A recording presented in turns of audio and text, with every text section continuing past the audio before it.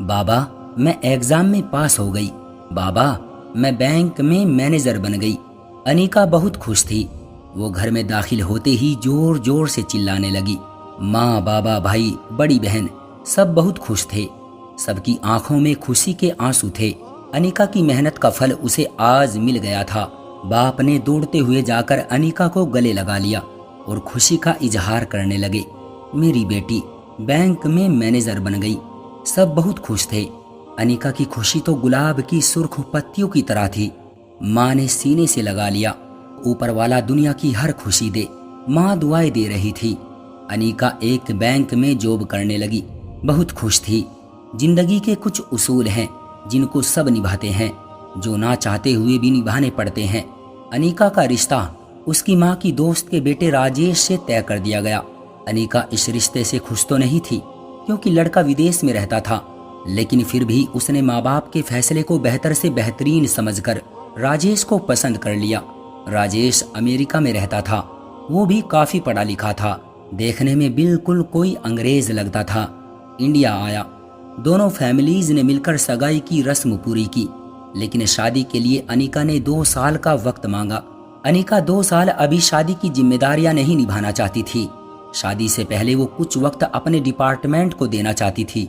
राजेश हिंदुस्तान आया। उसे अनीका के इस फैसले से कोई ऐतराज न था और ना ही अनीका से, लेकिन खामोश था, जैसे वो किसी मजबूरी में ये रिश्ता कर रहा हो। अनीका को राजेश के बुझे बुझे से चेहरे से महसूस तो हो रहा था, लेकिन फिर इग्नोर कर गई। खैर, कुछ दिन हिंदुस्तान में रहने के बाद राजेश ने अपनी माँ से कहा, माँ, मुझे काम पर वापस अमेरिका जाना है, बस अब शादी पर ही आऊँगा। माँ ने कहा, बेटा राजेश, कुछ दिन हमारे पास भी रुक जाया करो ना। आते हो 10 दिन भी नहीं रहते और वापस चले जाते हो, जैसे मेहमान हो हमारे। राजेश खामोश रहा। फिर राजेश अनीका से मिलने आया, लेकिन आज भी राजेश का चेहरा बुझा बुझा सा था। अनीका से बर्दाश्त न हुआ। उसने राजेश से पूछ ही लिया, क्या तुम खुश नहीं हो हमारे इस रिश्ते से?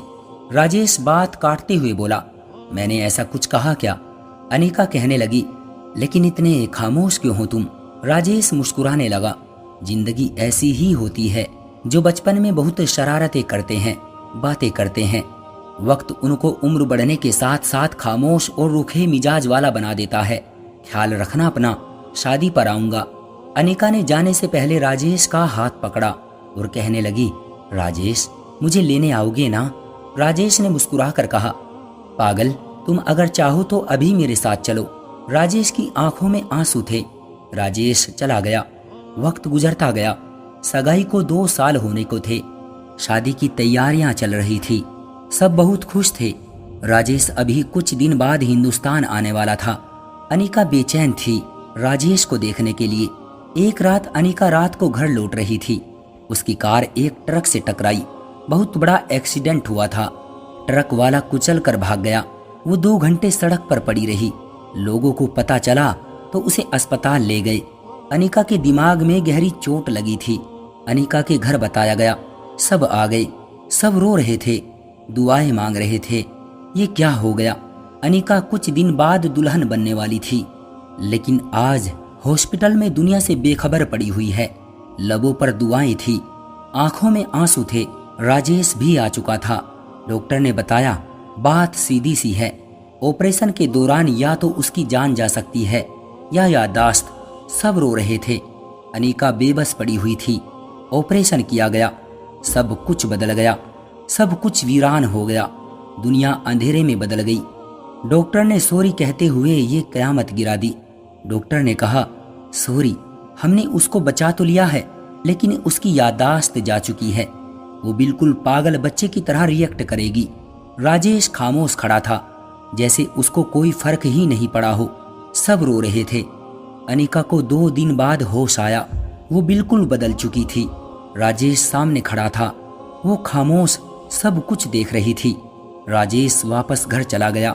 माँ ने कहा, बेटा, अनीका को छोड़ दो और वापस अपने काम पर अमेरिका चले जाओ। राजेश ने अपनी माँ की तरफ देखा और मुस्कुराने लगा। माँ ने कहा, सुन रहे हो ना बेटा, अभी शादी नहीं हुई, तुम वापस चले जाओ। राजेश बोला, माँ, अच्छा मजाक है। पहले तो जबरदस्ती अपनी मर्जी से इस रिश्ते में बांधने की कोशिश करती हो और फिर कहती हो कि छोड़ दो। माँ ने फिर गुस्से से कहा, बेटा अभी ये सब बातें छोड़ो और चुपचाप यहाँ से वापस चले जाओ, मैं तुम्हारी जिंदगी बर्बाद नहीं होने दूंगी। राजेश ने कहा, माँ सब रिश्ते अपनी जगह है और आप मेरी माँ हैं, आपको भी इनकार नहीं कर सकता। लेकिन जो अस्पताल में अपनी सासों से अनजान पड़ी है ना, वो मेरी होने वाली बीवी है, उसको भी नहीं छोड़ सकता। मैं तुमको ऐसा नहीं करने दूंगी। माँ अनिका ठीक थी तो आप उसको चूमती थी और आज वो बेहाल है तो उसको दुत्कार रही हो। इतना कहकर राजेश वहां से चला गया। राजेश अनिका के घर गया। सब खामोश बैठे थे। राजेश अनिका के पास गया, आवाज दी, अनिका। अनिका डरते हुए बोली, गंदे हैं सब, मुझे इतनी कड़वी कड़वी चीजें खिलाते हैं। राजेश की आंखों में आंसू आ गए, सब रोने लग गए। राजेश ने मुस्कुराते हुए कहा, छोड़ो इन गंदे लोगों को और मेरे साथ चलो, मैं तुमको तुम्हारी पसंद की चीजें ला कर दूंगा। राजेश ने सबसे कहा, मैं अनिका को अपने साथ ले जाऊंगा। पहले सबने इनकार कर दिया, लेकिन फिर राजेश की जिद के आगे सब मान गए। राजेश अनिका को अपने साथ ले गया। जहां वो काम करता था वहां डॉक्टर से मशवरा किया, चेकअप करवाया। अनिका को हर दिन एक इंजेक्शन लगता था। एक दिन अनिका सो रही थी। लग ही नहीं रहा था कि अनिका पागल हो चुकी है। ऐसा लग रहा था कि अभी उठेगी और आवाज देगी राजेश को। राजेश पास जाकर बैठ गया, अनिका के सर पर हाथ रखा और माथा चूमा। अनिका ठीक हो जाओगी तुम। अनिका की आंख खुल गई। उठते ही कहने लगी, तुम कहाँ चले जाते हो, मुझे इतना डर लगता है। वो अंकल है ना, वो सफेद कपड़ों वाले लोग, उन्होंने मुझे इतनी जोर से इंजेक्शन लगाया था। राजेश ने कहा, जाओ पागल, छोटे से इंजेक्शन से डर गई तुम। अनिका ने मुंह बनाते हुए कहा, अच्छा अच्छा तो तुम लगवाना अब की बार, जब वो आएंगे तो तुम लगवाना। राजेश ने मुस्कुराते हुए कहा, ठीक है मैं लगवा लूंगा, चलो अब खाना खा लो थोड़ा सा। अनिका ने कहा, मैंने नहीं खाना इतना गंदा खाना। राजेश ने प्यार से पूछा, तो फिर क्या खाना है? अनिका खुश होकर कहने लगी, मुझे ना वो वाला जो उस दिन जहाज में खिलाया था, मिर्ची वाला खाना, वो खिलाओ ना। राजेश ने मुस्कुराते हुए कहा, अरे वो तो जहाज में मिलता है ना। अनिका मुंह बनाकर बैठ गई, लेकिन खैर किसी तरह राजेश ने उसे बातों में लगाकर खाना खिला ही दिया। राजेश अनिका का बहुत ख्याल रखता था। सब समझते थे कि राजेश एक दिन अनिका को छोड़ देगा, लेकिन राजेश अनिका को खुद खाना खिलाता, उसके बाल बनाता, उसको संवारता था, उसको कभी तन्हा नहीं छोड़ता, उसके सर में खुद ऑयल लगाता था। एक दिन राजेश ऑफिस से हॉस्पिटल आया तो अनिका रो रही थी।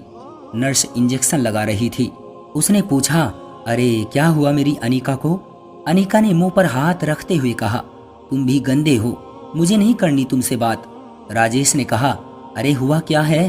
अनिका ने रोते हुए कहा, मुझे दर्द होता है, मुझसे नहीं लगवाया जाता इंजेक्शन।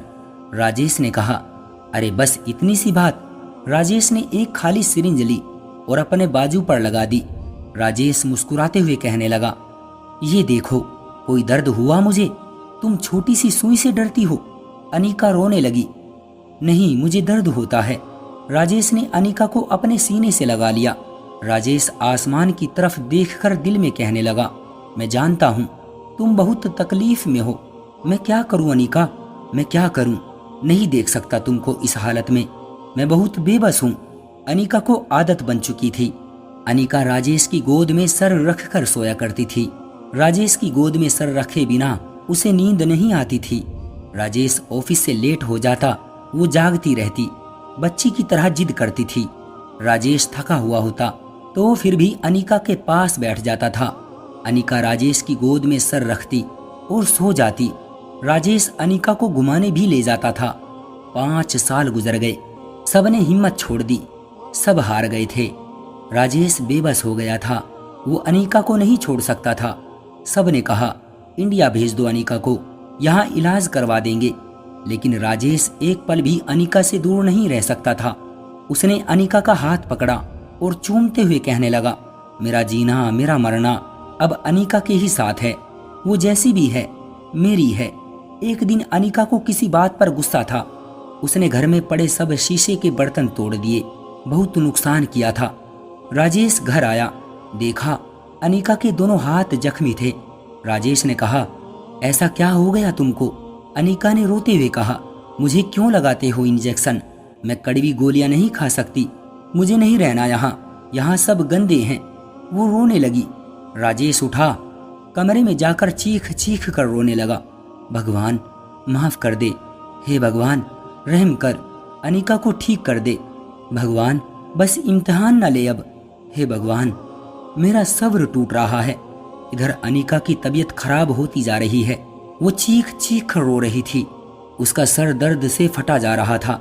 राजेश उसे जल्दी से अस्पताल ले गया। डॉक्टर ने टेस्ट किया और कहा ऑपरेशन करना पड़ेगा, उसके दिमाग की नस डैमेज हो गई है।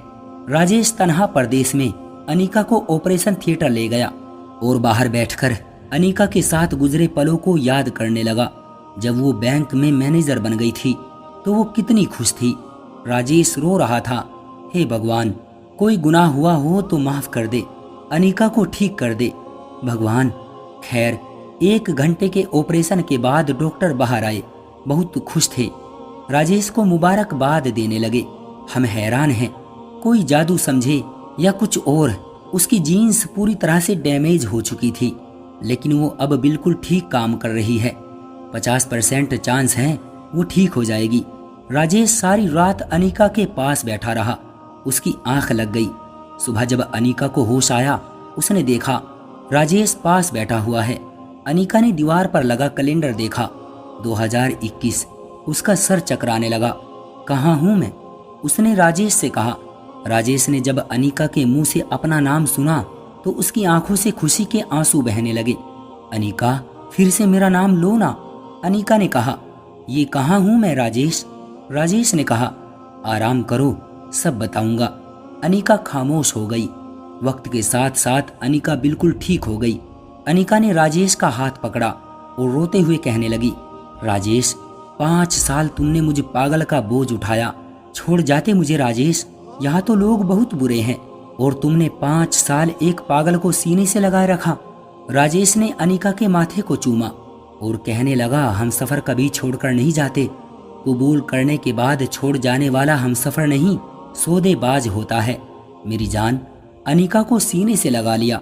अनिका को कहने लगा, तुम्हें अच्छे वक्त में अपना बनाकर बुरे वक्त में छोड़ जाता, इतना बेगैरत नहीं हूं मैं। अनिका ने आसमान की तरफ देखा और ऊपर वाले का धन्यवाद किया कि उस ईश्वर ने एक साथ निभाने वाला जीवन साथी दिया है। तो दोस्तों, ये थी हमारी आज की कहानी। आपका क्या कहना है अनिका और राजेश के इस प्यार भरे मोहब्बत के रिश्ते के बारे में? कमेंट करके हमें जरूर बताएं। वीडियो को लाइक कर दीजिए और इसी तरह की कहानियां देखने के लिए चैनल को सब्सक्राइब कर लीजिए। साथ में बेल आइकन को दबाकर ऑल पर कर लीजिए ताकि आने वाली वीडियो का नोटिफिकेशन आपके पास तुरंत पहुंचे। मैं मिलता हूं आपसे अगली वीडियो में, तब तक के लिए धन्यवाद।